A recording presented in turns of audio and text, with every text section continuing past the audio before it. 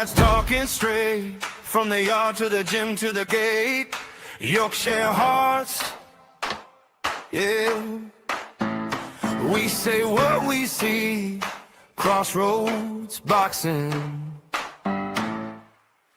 where the fighters meet. Eric ERF in the van, gloves laced tight, graft on his hands, ready for the fights. DJ Spade on the pass, throwing jabs and hooks, building up plans with that fighter's look. Ricky hand off the tracks, footwork on point, back from the night shift in the ring, he'll join. Dan Thomas with the keys, unlocking the ring, ready to twist, let the bell start to ring. Crossroads boxing, no time for fiction. Yorkshire grit in every direction, step in the ring, feel a connection, fights. Crossroads boxing, that's our section. Good evening, guys. Welcome to Crossroads in Boxing with myself, CJ SP8, and my main man, Eric ERF. Sorry, I'm still laughing at my sports car in that video, mate. It's just doing me dirty in real life. Honestly, I'm trying to sort my camera out right now. No worries. I don't know what's going off here. Can you see me? Am I all right? Yeah, I can see you, mate. It's a little bit lagged. I'm not sure why. Let me swap my cameras around.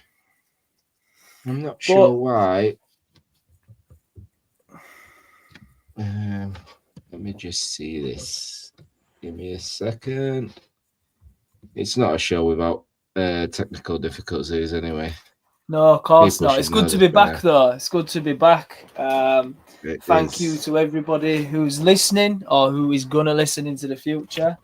We have a lot to talk about tonight. A lot. We do. We do have a lot to talk about. Let me see this. Come on. Let's go. My camera's just decided it doesn't want to work tonight. I'm not sure why. I ain't sure why it's decided. We've still got my pretty face, mate, so you've still got something to focus on. Yeah. Well, I'm hoping this works when I click webcam. Come on. Well, I'll start while we're technical glitching. Obviously, whole show dedicated to the massive card at the weekend, Tyson Fury's comeback fight against Arslanbek Makhmudov. It was a really big card, actually, to be fair, as in the undercard started really early.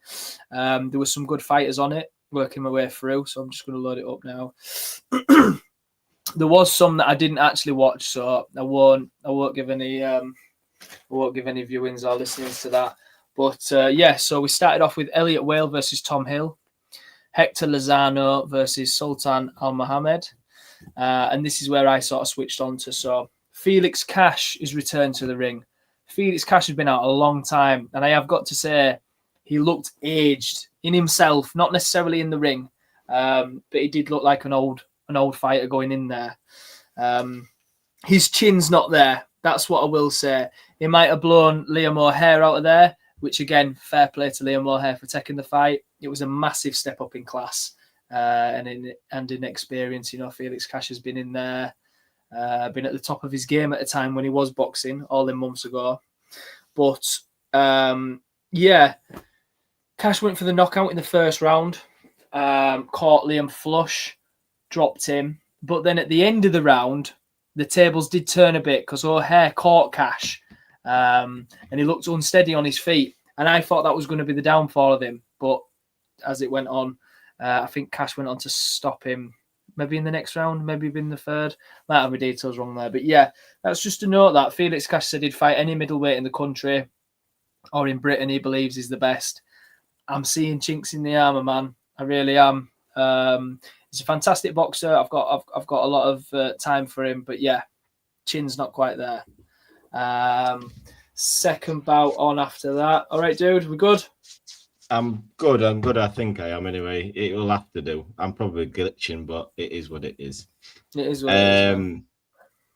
Yeah, what fight was he talking about? I just finished Felix Cash and Liam O'Hare, saying that was Cash's first fight back for however long. Yeah. This second one now that I'm mentioning, I love this fight. I was really into this fight. It was Simon Zakanuba versus Powell Auguste. I don't know how you'd say it, but really good fight. Really good fight, neck and neck.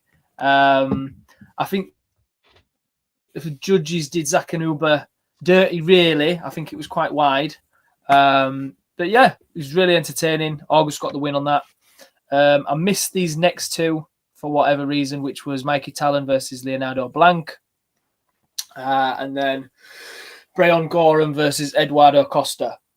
So that was the build-up fights. YouTubers and stuff like that, as in on YouTube. The first big one on the card is Clark versus Hooney. Yeah. Really, really good fight. Probably the fight of the night, I'd say. A 50-50 fight. I thought Clark did a lot better than I expected him to.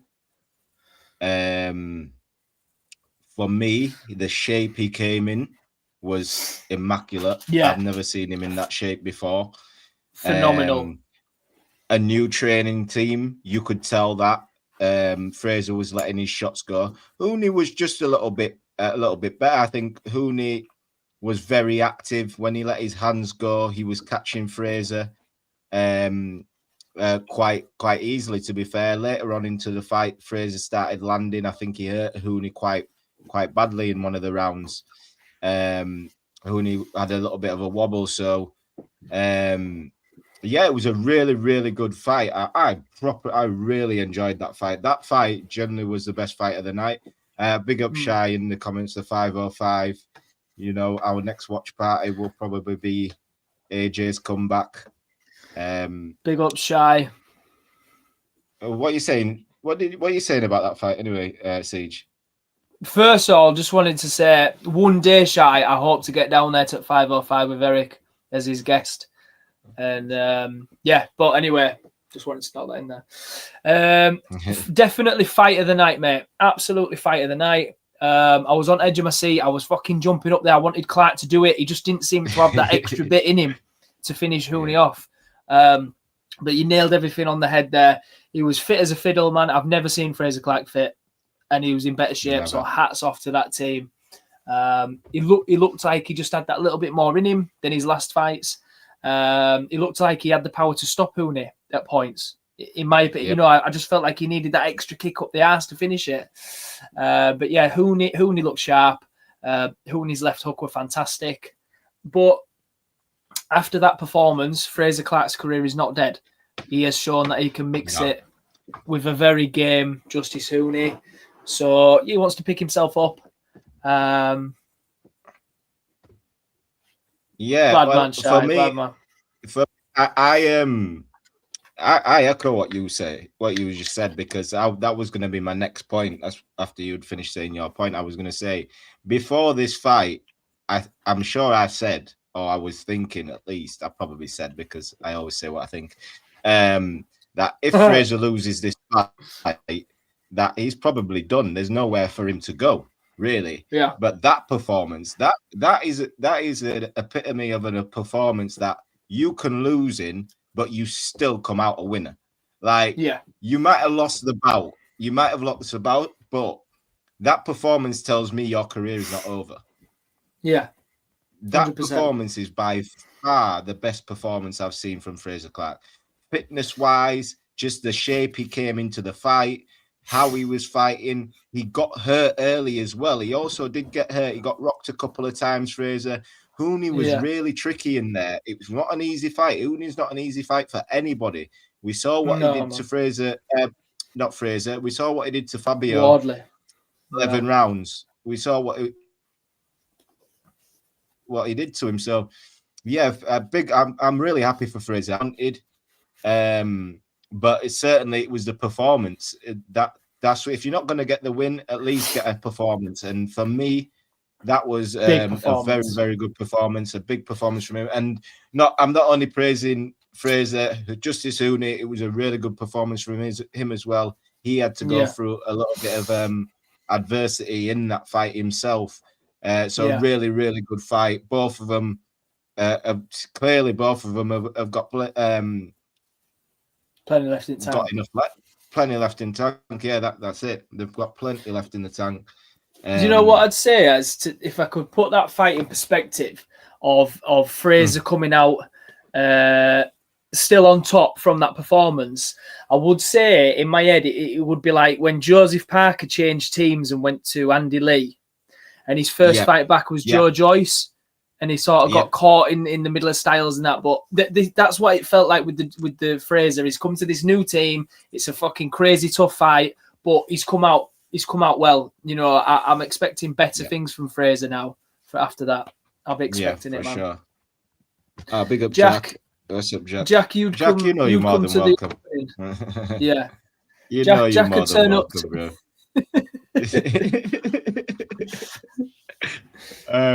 Okay, right. Next one. Next fight on the card. You'll enjoy this one. It's Jamie TKV versus Richard Riakporhe. Yeah, man. Yeah. Before the fight, I had it a 50-50 fight. It was a fight I was looking forward to. I wanted to see what Riakporhe had at heavyweight, whether he had that punching power moving up the side. Well, obviously he would have the punching power, but would he be able to do it to a big guy, a guy who is a proper heavyweight? And to be quite honest, it was probably the most one-sided fight on the card. Going to Richard Riakporhe, because from round one, I think we was all in a group chat. I messaged you. We messaged in group chat. I was like, yeah, it looks like Jamie's going to get took out. It looks like TKV is going to get took out. Because I was looking at the clock. It was like the second round in, and he was hurt. He'd gone down heavily. I think maybe third or fourth round. I can't quite remember. But yeah, the performance from Richard Riakporhe, very good performance. TKV didn't seem to have any answer to what Richard Riakporhe was doing. And yeah, that's all I can really say on it, on the fight. Richard Riakporhe showed that he's got something. That is a fight Fraser Clark can be looking at, a Richard Riakporhe fight, I think. Yeah, I can see that. For that British title. I think Fraser can look at that, because I don't think anybody can begrudge him. Obviously, I think coming off the loss, I don't think he can get it next, but I'm sure Fraser can get a win and try and get a Riakporhe. That would be a really, really good fight as well. But big up to Richard Riakporhe. Really, really impressive performance from him. Something I wasn't really expecting him to do, TKV, like that, but definitely props to him for how he performed. I'll just I can't load them up, pal, but I've got them on my screen here. So just shout out to James K. He's put love you, bro. Love you too, James K. It was your birthday the other day, mate. So I bet you're sleeping off a rough hangover. But we've got Libster's joined us up the fucking villa. She says, you don't need to be talking shit like that, man. Up Leeds United. Up Leeds United. I can't believe you. I'm clipping that, you saying up the villa. I'm clipping it. So Richard Riakporhe, yeah. Do you know what? I expected a bit more. I think I was expecting like this massive earth-shattering knockout of TKV. But you're right in the terms of he did take his time a little bit more. I mean, his jab was fucking ramrod. His jab was fantastic. I just hope we see a bit more pace, a bit more venom in them shots. I think he took a little bit too much time for me at times. I would have liked to seen him follow up with that backhand at least a few more times per round. Yeah, I do think he could have got him out of there earlier. Yeah, I do, mate. I do. After round, I think it was after the first round, maybe the second round. I'm sure like everyone I was speaking to, messaging, was just like, "This is going to be over in a minute." They cannot take much more. But like you said, it did go on a bit, but I can't begrudge that because I didn't expect that fight to be anything like that. So I've got no criticisms really on that. Yeah. Go on, you carry on. I don't know. I don't know what to say of TKV for after that. I mean, the world knows I'm maybe not his biggest supporter, but he has stuff to offer. I don't think he produced it in that fight, but we have seen it in previous fights. Yeah, I just expected a bit more dynamite, I suppose, from React Paul. But yeah, it is what it is. It was very one-sided, and we move on. I wonder who is going to be next in line for React Paul. Like you say, maybe Clark come back down after that performance, come back down the levels. I mean, and go back for that title. Big Dave has always shouted for the British title, hasn't he? Obviously, he's got his Hrgovic fight. So yeah, we'll just have to see, man. We'll have to see who's in the rankings. Yeah. Moving on to the co-main and main event. So the co-main event, $15 million man, Conor Benn. Before we go on to that, Shai says, what about Okoli for Riakpo?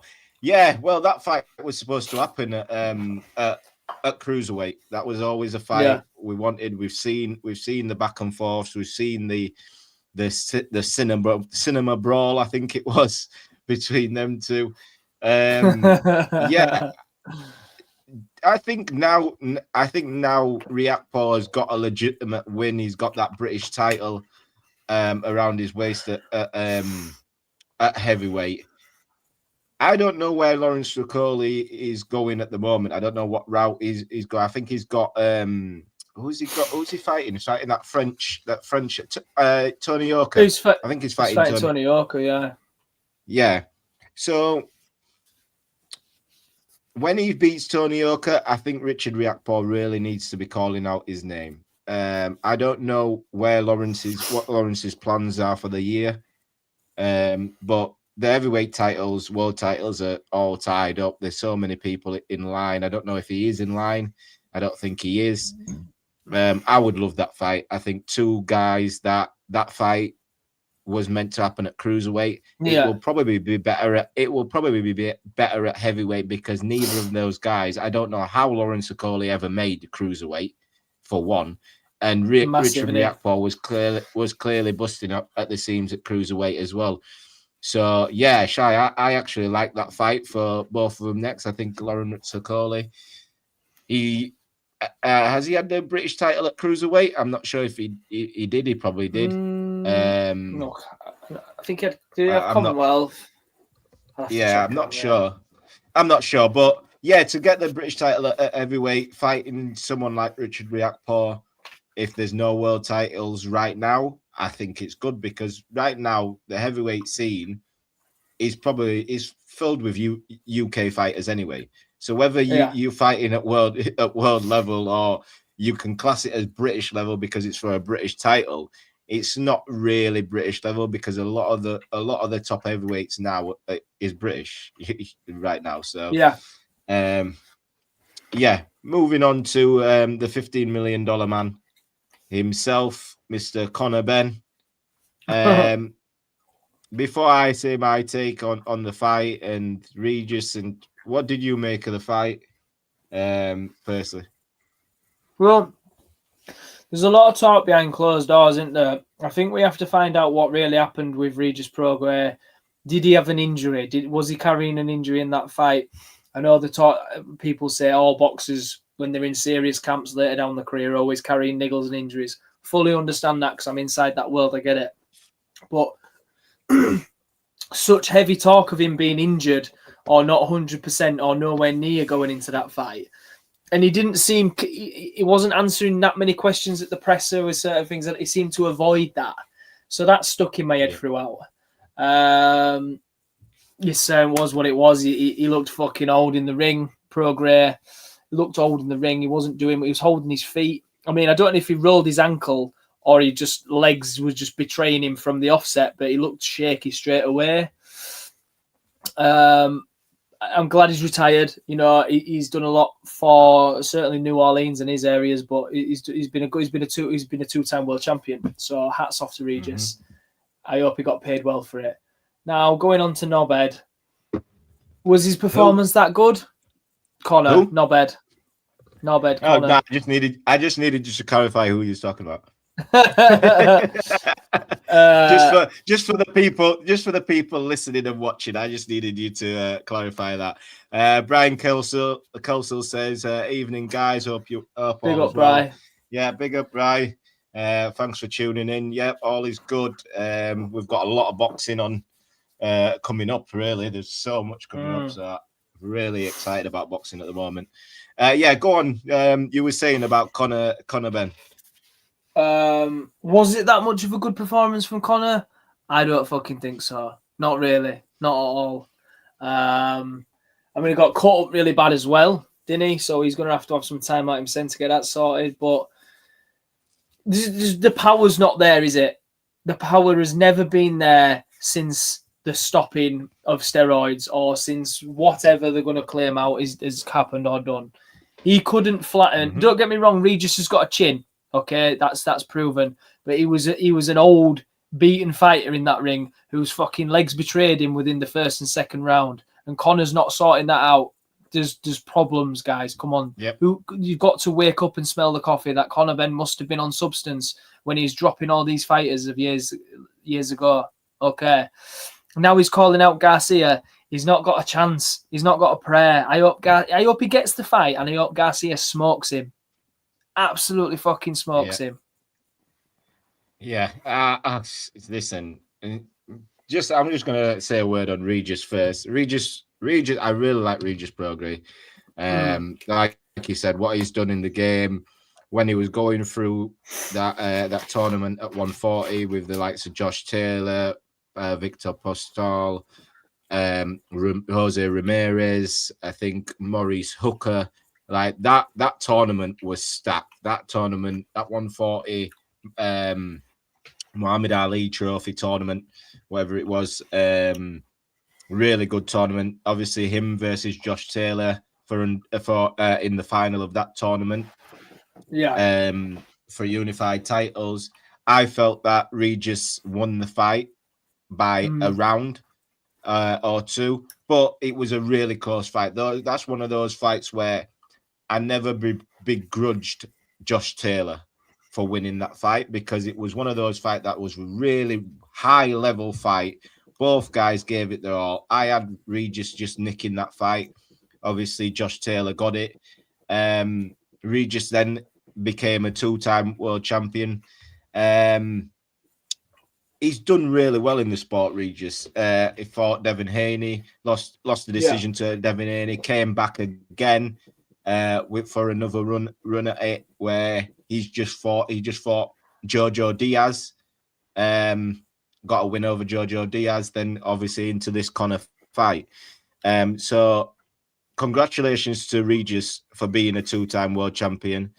Congratulations to Regis on his retirement as well, because he's been a great servant to the sport, and hopefully he's made more than enough that he doesn't need to be worrying about boxing or coming back to boxing at all. So that's that. Moving on to Conor Benn. I have said for a long time that Conor Benn isn't what Eddie Hearn was saying he was.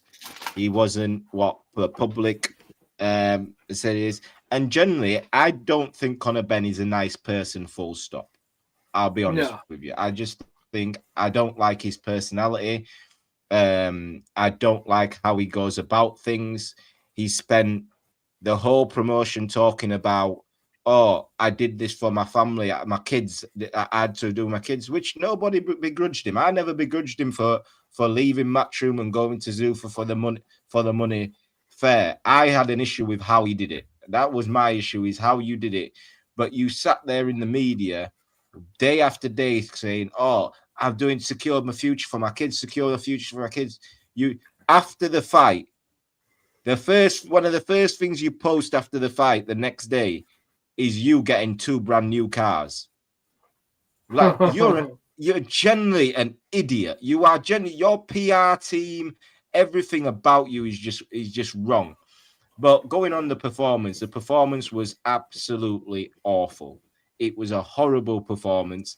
Had a Regis Prograis from yesteryear, a Regis Prograis who fought Devin Haney, a Regis Prograis who fought Josh Taylor, would absolutely wipe the floor with Conor Benn, because Conor Benn has not got power. He keeps saying, "Oh, 147's my division." You've not fought at 147 in 4 years. You've struggled to stop a 140 pound fighter moving up to 150. You've whose legs went in the first round. At the end of the first round, you landed a shot. Regis' legs went stiff. That was at the end of the first round. And you still went 10 rounds with him. And Regis still was winning rounds in there. I think I gave Regis maybe 3 rounds. Another thing you asked that, was he? We need to find out if Regis was injured. There's a man in the chat who told me this fight wasn't going to happen because Regis was pulling out injured. This was maybe 2 days before the fight. So Regis was certainly injured, but Regis needed the money. Regis wanted the money. He wanted the payday. And he took the fight. Irrelevant of that, Conor Benn doesn't beat Ryan Garcia. He doesn't beat Rolly Romero. He doesn't beat Devin Haney. Conor Benn doesn't beat anyone on world level. Not a performance like that. So, I also don't believe he makes 147 either, because he struggled to make 150. The way he looked on the scale, and if that's the reason why you didn't perform well against Regis, you're wanting to lose another 3 pounds to fight Ryan Garcia. No, he gets stopped. He gets stopped. That's just plain and simple for me. I think Conor Benn gets stopped by Ryan Garcia. 2 drug cheats fighting against each other. To be quite honest, if they could both knock each other out simultaneously, I would take that. to be honest with you, because I don't like either of them. I do not like either of them. But Ryan is certainly way more accomplished as an amateur and a pro. And when I say way more accomplished, Ryan is way more accomplished as a pro, and he's only just won his first world title. That tells you how much I think about Conor Benn. But yeah, that's all I've got to say on Conor Benn, to be honest with you. I was hoping Dan was here, see if he had some sort of defense for Conor and Al, but unfortunately Dan couldn't make it tonight. He got called out for work, but I'm sure he'll touch on it. He's out cross-dressing tonight, so good luck tonight. Be safe out there.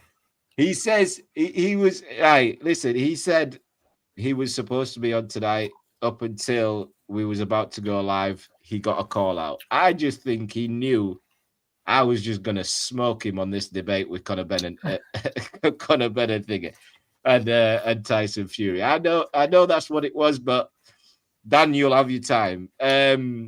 Just shoot into the comments. Brian Kelso says, "Thank you." Oh, have I put it up? Yeah, you've got it up, mate.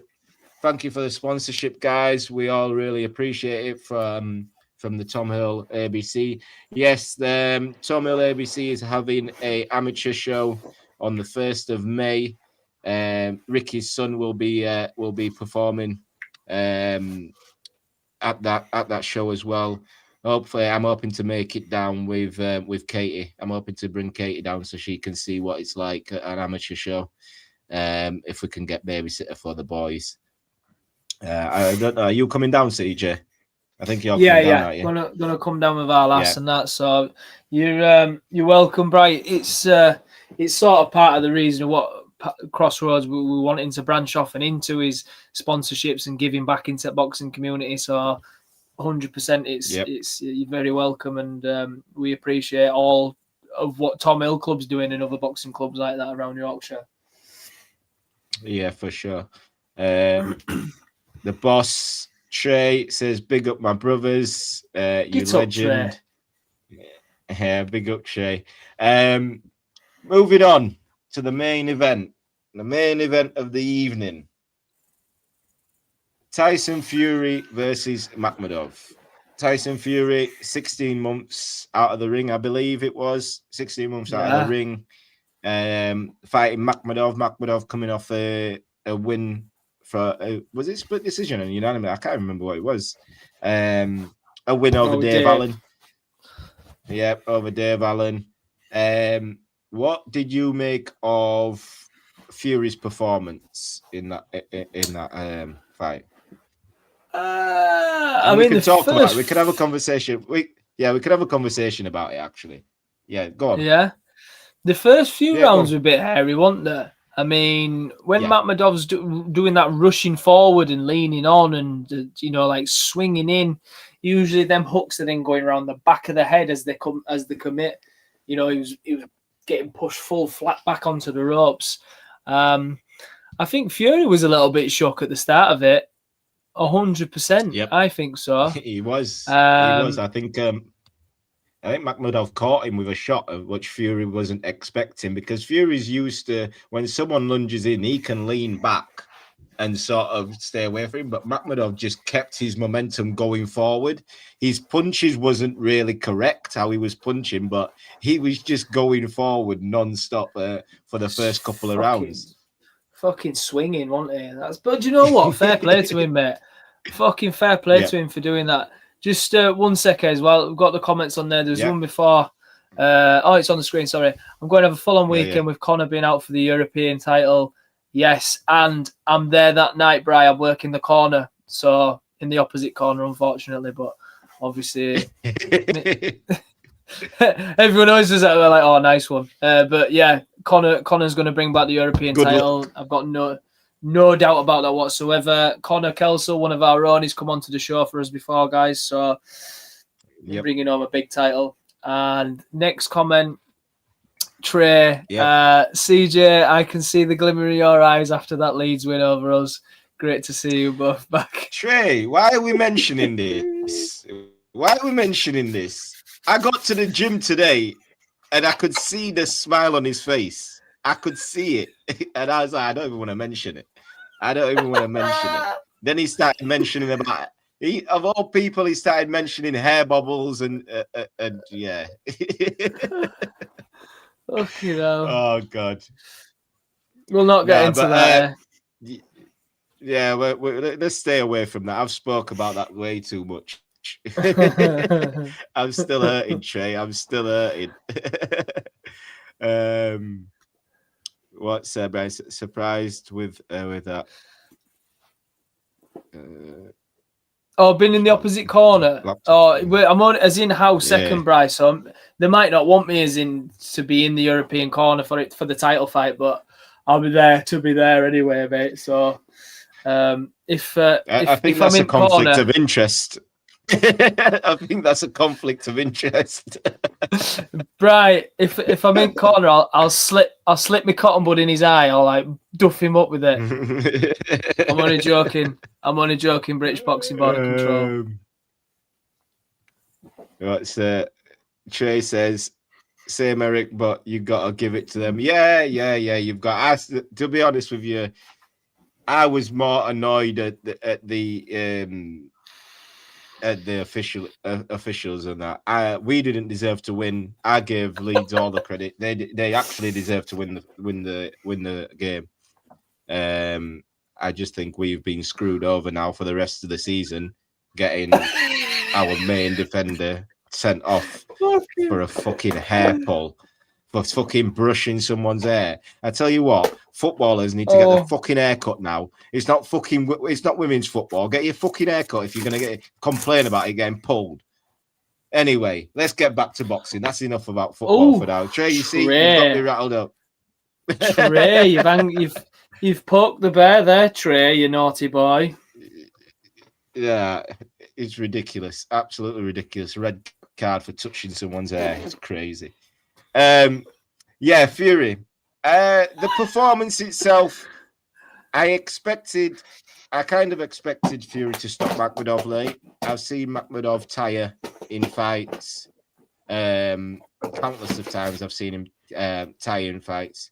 and I expected the early rounds to be how they was, that Makhmudov would come forward and try and bully Fury.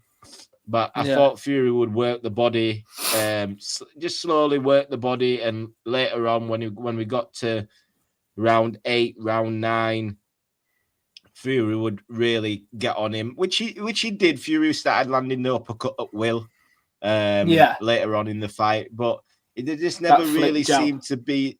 Yeah, that was a horrible jab, by the way. It's a horrible. It's so illegal. It's unbelievable. It actually irritates me how he gets away with it, because it's an illegal jab. It's not. You can't punch somebody with the back of your hand. It's honestly, it's like pulling someone's hair in football.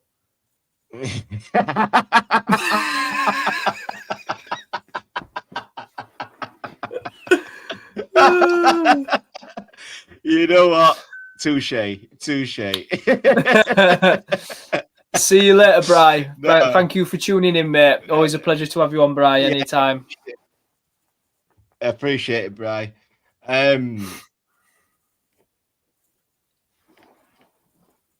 Yeah, Fury's that flick jab. We've lost Eric there. His camera's frozen. What's the score with it? Jack Gladman, if you're still on, Trey, if you're still tuned in, what is the score with this flick jab? More.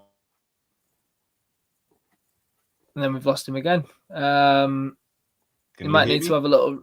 I can hear you now, mate, but your camera's gone. Am I here? Yeah, I'm here.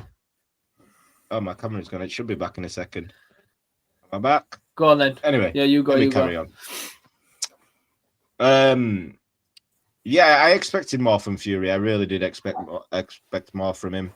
The early rounds was what I expected. Makhmudov come on, starting quite strong, trying to bully Fury, but Fury would get past that bit, and Makhmudov would tire, which he did. Makhmudov did tire, but Fury didn't go to the body.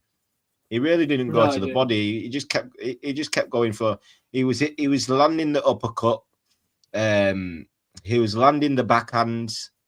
And when I say backhand, I don't mean he's straight right. I mean the back of his jab hand. He was landing. He was landing that all night, and yeah, I wasn't too impressed. I really wasn't impressed, but he got through the fight. He won the fight. And the talking point of that was him calling out AJ. And I've got my thoughts on the call out. I've got my thoughts. Turkey announced it, because I think midway through the fight, he was saying, "Oh, we've got a big announcement, like something being signed." But what did you make of the call out? Well, I think Turkey ended up looking a twat by trying to get Eddie into the ring, trying to get AJ into the ring and that, and there was just point blank refuse. Eddie actually refused to get in the ring, and I thought, fucking fair play to him, to be fair. Is it gonna happen? That's the question. And I fully side with Joshua. Joshua's been chasing the fight. They were signed to fight before all the Deontay Wilder bollocks and the court stuff. AJ is a bigger draw than Fury right now, right? Fury needed the rounds with Makhmudov. I'm not going to dispute it, okay? But he should have finished Makhmudov. He really, really should have finished him. The blueprint was already laid out of what to do with him, because Ajit Kabayel disposed of him to the body.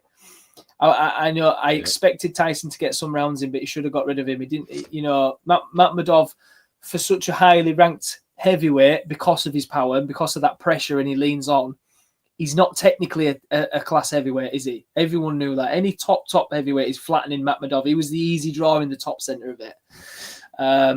What is AJ going to do? I don't know, because AJ needs a good tune-up. 100% AJ needs a Makhmudov fight.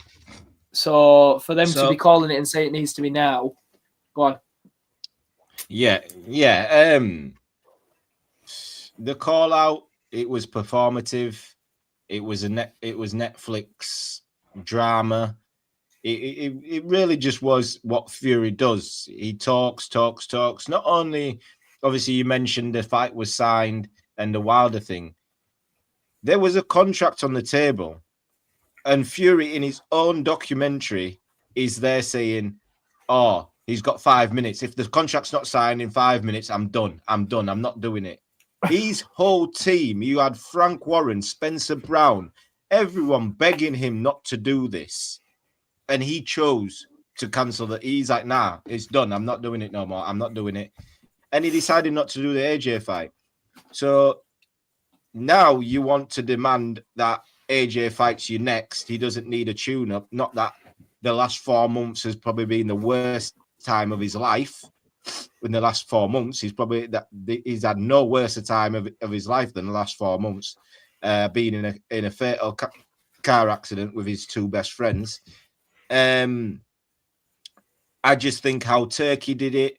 I think Turkey thought that he could just put it on the spot that Joshua would get in the ring. And the funny thing is, I see a lot of people's like, oh, Joshua just sat there. He actually didn't, because as soon as they announced the decision, Joshua went up to the ring post and Fury was at, and they actually dapped each other up. Fury was saying, are you coming in the ring? Joshua said, no, it's your night. I'm not doing all of that. This was before all the cameras and the sit-down bit. Joshua said, nah, it's your night. You could hear him saying, it's your night. Nah, I'm not doing that. Enjoy your night. Enjoy your night. And that was cordial. That was really cordial. When it was like, because Fury was like, oh, come on. It's like, no, your night. No, you enjoy it. There's no need for me to get into the ring. The fight isn't signed. So, so when then Turkey got on the mic and then said, Eddie, come in here, and AJ come in here, and AJ was like, I'm not moving. Why am I playing to your tune? Fury, 100%, man. And for the people that saying that Fury is A side and he's the bigger draw and all of this, Fury has said himself, if he's not fighting Joshua, he's not fighting anybody. Yeah. He has said 100%, that this fight against Makhmudov didn't sell. Bearing in mind they had a $15 million man on the undercard as well. It didn't sell. Yeah. This fight didn't sell. No tickets was going. There was tickets for £9 the day before the fight. When have you ever seen a ticket for £9 a day before Joshua fight? Whether Joshua was fighting, whether he was fighting Jermaine Franklin, Otto Wallin, who else did he fight? Of no, like, it isn't really like, you're not going to see that. So for anybody out there that's saying, oh, well, Fury is the A side and Fury is the draw and the cash cow, Fury is not a draw inside the ring better than AJ. He's not a draw outside of the ring better than AJ. It's that plain and simple. Fury needs the AJ fight more than AJ needs the Fury fight next. They both need each other. Don't get me wrong. I want to see that fight. They both need each other. But next, AJ doesn't need to fight Fury next. As much as I would love it, if he goes in there and fights him next, off of that performance, what I saw from Fury, at the end of the day, it is what it is. But for me personally, AJ is in every right for what he's been through this year to go away, take a tune up in the summer, or an in-between fight in the summer, and then fight Fury in October, November time. I think that would be more than fair, seeing as Fury has come off a 16-month layoff and fought Makhmudov. If AJ is to fight somebody like Makhmudov, I don't see the issue with it. I really don't see the issue with it. Anybody trying to gaslight the fans like they have done for the last 10 years that AJ is running from Fury for some reason, and Turkey is dirty for doing that, knowing full well what AJ has gone through, to sit there knowing you haven't got a contract signed for him to fight next. AJ hasn't agreed to a fight being next. For you to stand in the ring and call and say, oh, it's up to you, it's up to Eddie, it's up to AJ what's happening. Well, they know that. You didn't need to announce it to the world if it was up to them. They already knew that. You needed to do that business behind closed doors before you started talking about it. But I have heard that 100%, man. Turkey has offered AJ, which makes the whole thing performative. I know I'm going on a long rant here, but this makes it more performative after the fact. And looking at it, which I thought it was, Turkey has now offered AJ a 2-fight deal, a fight in the summer, and then a fight against Tyson Fury. So if you knew that was going to happen, or you was going to offer that, why stand in the ring at the end of the fight making out that you're trying to make the Tyson Fury versus AJ fight next? Why are you doing that when you clearly gone and offered AJ a two-fight contract, knowing that the Fury fight wouldn't be next?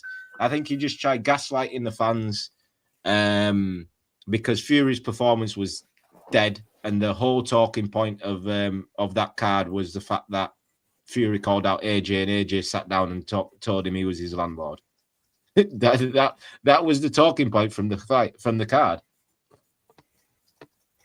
I think, like you say, he deserves the tune-up fight. He needs a tune-up fight as well. Let's not kid and joke.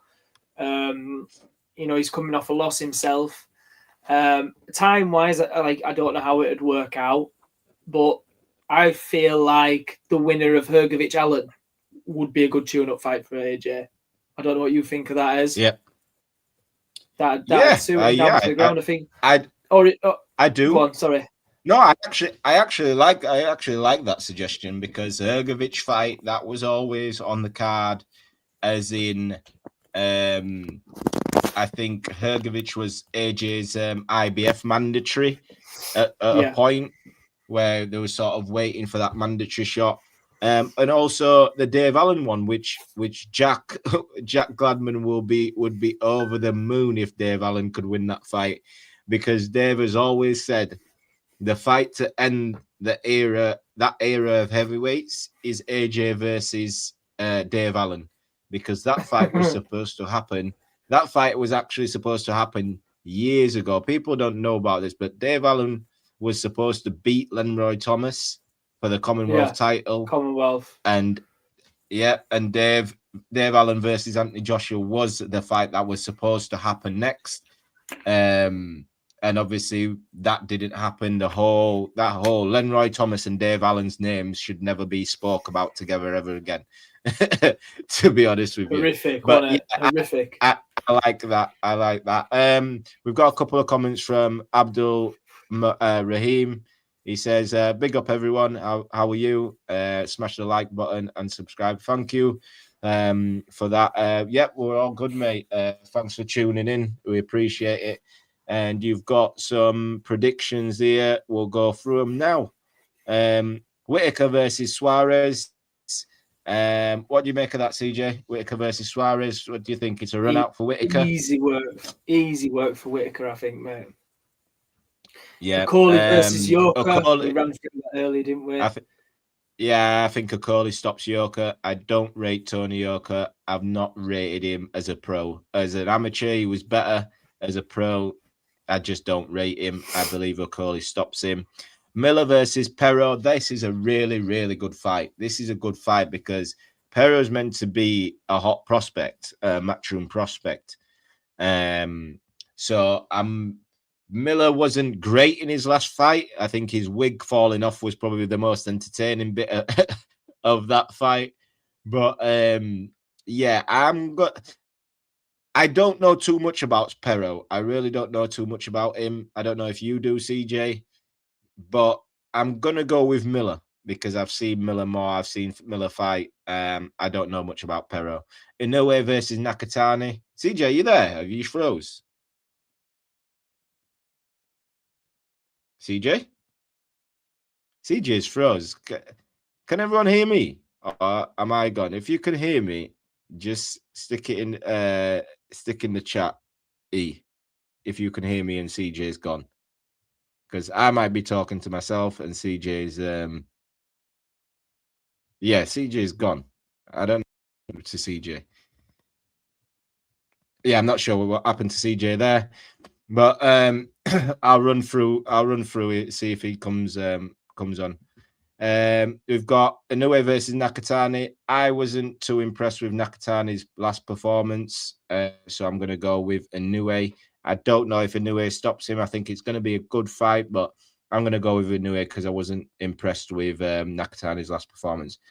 Zurdo Ramirez versus Benavidez. This is a fight I absolutely love.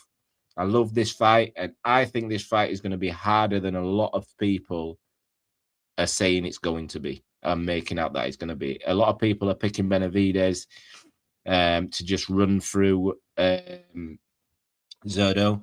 But from what I've seen from Zurdo at cruiserweight, he's a very, very good cruiserweight. He lets his hands go. I like Zurdo, but I'm gonna lean towards Benavidez to win the fight. But I do think it's going to be a tough fight. I generally think it's going to be a tough fight. Wardley versus Dubois. Me personally, I've said this before. I'm going to go with Dubois on this. I think Dubois is the better boxer.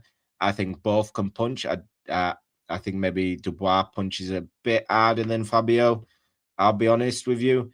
But it all goes on how Daniel's mental is. I think Daniel mentally gets tired. I think if he's got a fighter in there with him that makes him think, makes him move about a lot, I think that is where Daniel struggles. But with a guy who will stand in front of him and trade with him, I think Daniel is at home. You look at the Jerome Miller fight, you look at the Hrgovic fights, Daniel was right in there. He was getting hit, and he was also laying on the lever as well. So for me personally, I think Daniel wins that fight. I lean towards Daniel in that fight. I don't know if it's going to be by stoppage. Maybe one of these guys get knocked out, but I'm going to lean towards Dubois.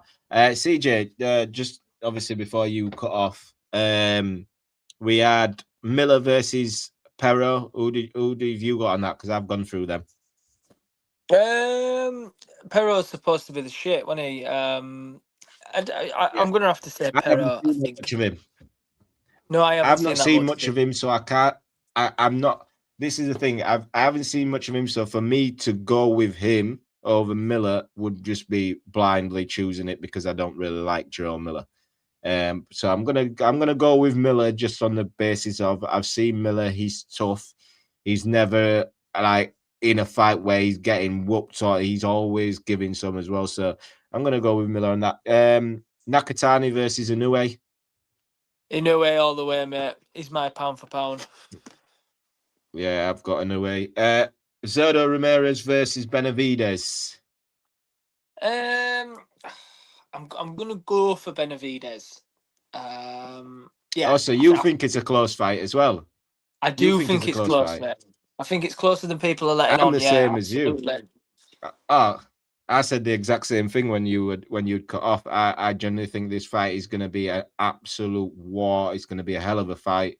And I generally think it's going to be a tougher fight than people think for Benavidez. But I'm the same as you.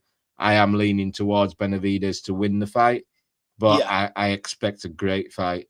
The next one was Wardley Dubois. Who you got? I'm edging Wardley. But it's 50-50. It's 50-50, that one. It's a great fight. Yeah, I'm going Dubois on that one. Allen versus Hrgovic. We know who we want to win. Who do you actually think is going to win? Always one Dave. Unfortunately, I think Big Filip Hrgovic is going to be too much for him and might actually stop Dave. Yeah, I can't argue with that. I think there's levels to this game. We've seen Dave step up to these world levels, and he's always come up short. Dave knows who he is. He will always give himself a chance in those fights, but he does know he's overmatched. But I'm happy he's willing to get in there and actually go for it. He's never shied away from going for those fights, the big fights. No, Luis Ortiz, fighting Luis Ortiz. And I think, how many fights did he have when he fought Luis Ortiz? Not many. CJ's gone again. I think his phone keeps going dead or something. Someone's gone dead. But anyway, I'll carry on. Who else you got? I know this is taking a little bit, but Keyshawn Davis versus Albright. Keyshawn's going to do the business again against Albright. I know he beat Albright last time and he popped for weed. So that became a no contest. But yeah, I expect Keyshawn Davis to do a job on Albright and stop Albright in that fight. Usyk versus Verahan Heaven, or I can't say that name, mate. Sorry. I've got Usyk. I don't think Verahan. I think Usyk stops him. Bivol versus Eifert. It's the same one again. I think Bivol.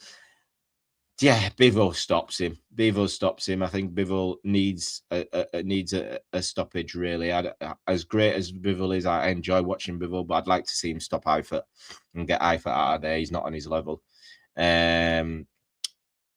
Other predictions: Zayas versus Boots. I believe it's two. I believe I like Zayas. I really like how he's moving, but for me, from what I've seen, it's Boots. And I wouldn't. It's going to be a good fight until it's not. I think Boots stops Zayas late. Mason versus Cordina. Joe Cordina. I don't know how much Joe Cordina's got left. I expect Abdullah Mason to win that fight, maybe by stoppage. Young, fresh, hungry. I think Abdullah Mason wins that fight. Dalton Smith versus Puello. Puello, really good fighter, but listen, Dalton Smith coming off the biggest win of his career, stopping Matthias, which nobody picked him to stop Matthias. So doing that, and they always say you get that extra 10% when you become a champion, and I believe Dalton Smith certainly will. And I think he beats Puello. I think he beats Puello on points, though. I don't think it's a knockout. Shavaz versus Begic. I'm not sure who his opponent is, so I'm going to go with a Shavaz win. Catterall versus Gearsov. Now, this is a really good fight. Abdul. I like that fight. I think WBO number 1 versus WBA number 1. I like that fight. Jack Catterall in his last performance really impressed me, especially with his move to Bozianis in America. Really, his performance really impressed me. He stood his ground. He didn't move as much as he did. He was still as slick as he normally is. But the boring Jack Catterall seems to have gone. And I'm picking Jack Catterall to win that fight. Anderson versus Dakers. Solomon Dakers coming off a really good win. Good performance. Anderson coming off a win, but not the best of performances. Both men got a lot to prove still. Jared Anderson obviously being the bigger name out of the two. I'm not sure. I'll be honest with you. I can't say hand on heart I've got a winner. I know who's going to, I feel like I know who's going to win that fight. I've got a lot of questions for both men in that fight. So it's one I'm looking forward to. So I haven't got a prediction for that one. Robin Francis says AJ will slaughter the White Rhino. Yeah, yeah, I believe so too. I generally believe so too. Abdul says Fury versus AJ. Will this fight ever happen? And does anyone care? Yeah, I think it happens this year. I think it happens at the end of the year. Do we care? I said the same thing when Chris Eubank Jr. and Conor Benn was about to fight for the first time. Everybody will be out here saying they're not interested in the fight. This fight should have happened ages ago. Why are we watching this fight? Why? And the moment the fight is signed, it will be the biggest fight of the year, maybe of the decade. To be quite honest with you, because AJ is a whole entity by himself, not just in the UK, not just in America, in Africa. AJ is massive. Fury himself, obviously massive in America, in the UK. People know Tyson Fury. That fight is huge. So when it's signed, sealed, I'm sure on delivery, everybody will be looking forward to it. Also, Abdul says, yes, we can see you, but CJ's frozen. Oh yeah, thanks. Yeah, I noticed. I had to check on my my phone actually. Ray Trill dollar bill, e-money bags in the building. Big up Trill. My guy, he's got his album out. You need to go check his album. Actually, Trill, whilst we've got time, let me see. Have we got your album backstage here? Have we got a little snippet for people to see? Let me just check. Have we got something for Trill's? Here we go. We've got a 45 seconds. Let's go. I think this is it.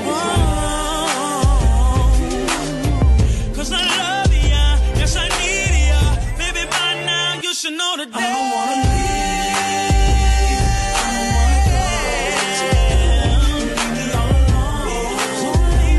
Baby, I don't wanna let you go. Why you gotta leave? Why you gotta leave? Once, baby, leave me all alone. Baby, I don't wanna let you go. Baby, what's the problem? I don't want no problems. Don't wanna be the issue. Wanna help solve them. That's what I'm here for, not to have you stressed out. Relationships have ups and downs. Why you gonna walk out?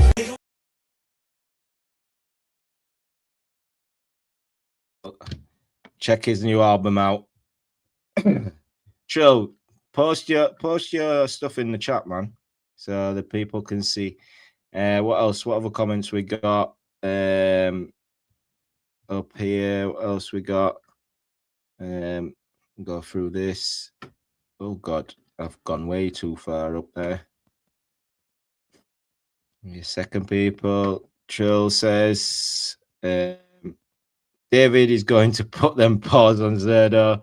He's going to beat him up like he did Yard. Yeah, me and Trill, we don't agree with how we agree with the winner. We certainly agree with the winner of the fight, but Trill thinks it's more one-sided than I do, and I'm happy for that opinion, because no doubt we're gonna be on a watch along watching that shit.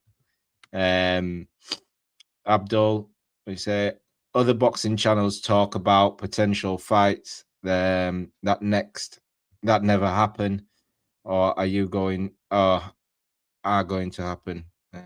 Other boxing channels talk about potential fights that, yeah, we could. To be honest with you, we just do a recap show at the moment. We do a recap show on a Thursday, a recap and a preview show on a Thursday. We do have a Sunday slot with Ricky, but at the moment he's working, so we normally do the review of the weekend on a Sunday, so it's fresh in our minds, and then on a Thursday we do a preview for the fights coming up. But we're happy to. I do Twitter Spaces as well. If there's not a show on a Thursday, I'll do Twitter Spaces where we just talk boxing, anything, potential fights, fights that's never happened. We talk about everything on there. So yeah, Abdul, follow me on Twitter. It's Eric Ferdinand 17 on Twitter, and jump in one of the spaces. Everyone gets to talk. We just have a conversation. What else we got? Abdul says, I can't stand tribalism and bias in boxing, or people who back their fighter just because of race. Don't even get me started on those who only want big fights instead of watching everyone in the division. Yeah. Abdul, to be honest, when you come over here, you'll get everything. You'll get us who obviously we like our fighters. We have certain fighters what we like and we back. But we like to think you generally get a good boxing conversation where it's genuine opinions and not biased. I try not to be biased myself. Obviously, I have my favorite fighters, so there might be some times I'm biased, but not too biased. But I do generally enjoy a conversation about boxing, and I enjoy hearing other people's opinions about it. That's why I created this show, was so I can give my opinion and people can give their opinion, and we can chop it up and have a conversation about it. So yeah, I appreciate you jumping in the chat. But yeah, jump on the spaces as well. I'm gonna post my my Twitter handle yeah, follow me on Twitter, and we'll chop it up on a space. Trill's album is sick. Being on Blasthill whilst I'm out cruising. Yeah, Trill's a man. Trill is the man. What else we got here? Abdul says, oh, I've just clicked off that. Eubank Jr. versus Conor Benn 1 and 2 were just money fights. I understand it was the fight of the year. Money talks nowadays. People want to see big fights. Yeah, it is true. It was always a money fight, but it was for me, like, as soon as Conor Benn turned pro and they asked him about the Eubank fan, I've always been a Eubank fan, a massive Eubank fan from senior down to junior.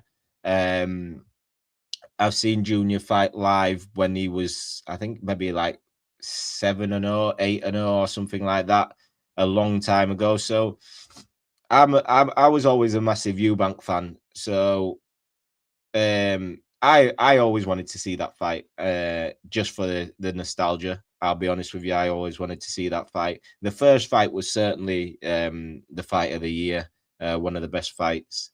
Spectacles. The second fight wasn't so great. Obviously, Eubank lost, so I wasn't over the moon. But just as the fight itself, the aesthetic of the fight wasn't great.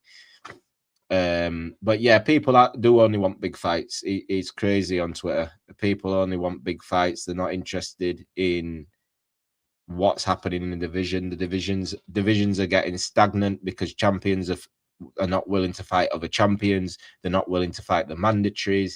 It's crazy sometimes in boxing. But we've got to hold these fighters to a standard where they're fighting the mandatories and they're fighting other champions. And if they're not, I'm not willing to really support you in that sense. What else have we got? Have we got anything else? Anybody got anything else before I lock this off? Because I need to go and eat something right now. I'm hungry as hell. We've been going for about an hour. Anything else? Let me check. Any last comments from anyone? If there isn't any last comments from anyone, I'm out. Obviously, CJ, I'm guessing CJ's phone died or something. I'm not sure. But yeah, I'm going to be back next week. Hopefully, I'm here with the crew, with CJ, with Dan. I don't think Ricky's available just yet. But yeah, I appreciate everybody tuning in, who's tuned in, who's comment. Abdul, welcome, and thanks for getting involved in the show.